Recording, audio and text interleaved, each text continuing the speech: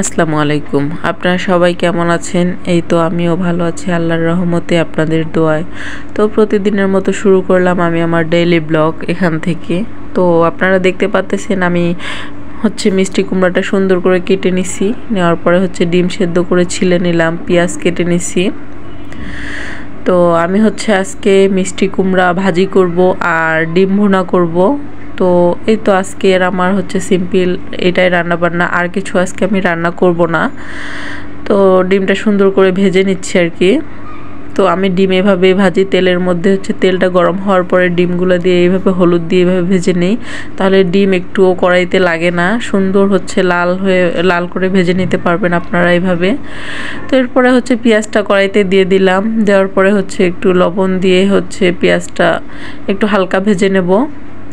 তো এই আমার কালো কড়াইতে রান্না করলে নাকি রান্না ভাইরাল হয়, এই কারণে আমিও ট্রাই করলাম।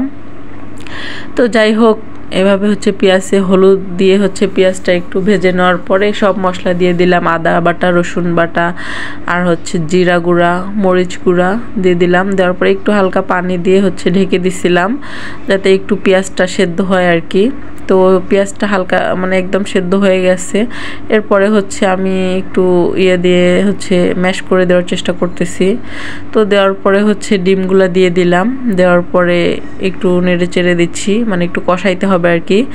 কষানোর পরে একটু ঢাকনা দিয়ে ঢেকে দেব 2 মিনিটের জন্য। 2 মিনিট একটু ঢেকে দেওয়ার পরে তো দেখেন আমার রান্না একদম শেষ। তো শেষ সময় একটু জিরা গুঁড়া ডিম ভুনার মধ্যে দিলে কিন্তু একদম স্বাদটাই চেঞ্জ করে দেয়। আসলে অনেক মজা হয়েছিল ডিমটা, আমি তো ভয়েস ওভারটা একটু পরে দিচ্ছি। তো যাই হোক, এখন আমি মিষ্টি কুমড়াটা ভেজে নেব।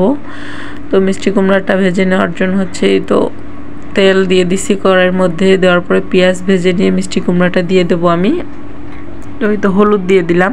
হলুদটা কিন্তু আপনারা এইভাবে যদি দেন তেলের মধ্যে যখন পেঁয়াজটা ভাজেন সেই সময়, তাহলে কিন্তু তরকারির কালারটা অনেক সুন্দর আসে। এইটা আপনারা ট্রাই করে দেখবেন। তো যাই হোক, মিষ্টি কুমড়াটা দিয়ে দিলাম, দেওয়ার পরে তো লবণ দিয়ে দিলাম। তো মিষ্টি কুমড়া আপনারা একটু বেশি তেল দিয়ে ভাজি করবেন, ঠিক আছে? তাহলে কিন্তু বেশি মজা হয়। আর আমি তেল আগে একটু কম দিছিলাম, পরে আবার এই দেখেন তেল দিয়ে দিছি। তো মিষ্টি কুমড়াটা একটু তেল বেশি করে দিয়ে ভাজি করলে আসলে ভালো লাগে। আর মিষ্টি কুমড়া আমি আজকে অনেক দিন পরে রান্না করতেছি, প্রায় আপনারা বলতে পারবেন 1 বছর হয়ে গেছে মিষ্টি কুমড়া খাওয়া হয় না, কারণ আমার হাজবেন্ড, আমার ছেলে কেউ মিষ্টি কুমড়া খেতে চায় না। এই কারণে আমার একার জন্য আর আনাও হয় না, এই জন্য। আর আজকে এভাবে বেশি করে তেল দিয়ে ভাজি করছি, তো আবার সবাই বলতেছে অনেক মজা হয়েছে, এই কারণে আবার তো ছেলেকে খাওয়াচ্ছি। আবার এদিকে যে বাবা